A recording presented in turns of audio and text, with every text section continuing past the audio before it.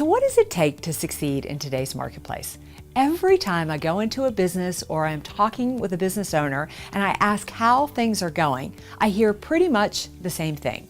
Things are good, we're growing, but oh, this uncertainty. Honestly, we're worried about what's coming. What new competitors will enter the marketplace, the impact of new technology and the investments we have to make, the challenge of finding talent, and who knows what's going to happen with this economy. It's as if uncertainty is always viewed as a bad thing, always a bad circumstance. And I get it. I mean, uncertainty is scary, right? It's like change on steroids.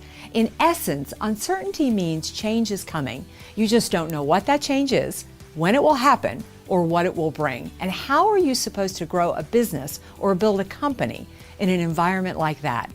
Well, if you want to succeed, if you want to grow, that is exactly what you need to do.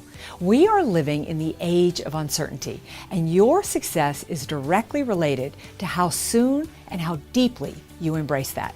Think about this. What if you flip the script on uncertainty? What if you and your team started to see uncertainty as an opportunity, your competitive advantage, something that would move your company forward rather than be an obstacle for growth?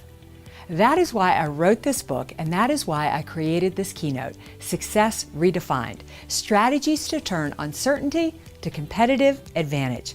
The organizations that are going to win in today's marketplace, the ones who are going to continue to grow, are the ones who can embrace uncertainty, turn it to competitive advantage, and learn to predict their future by creating it.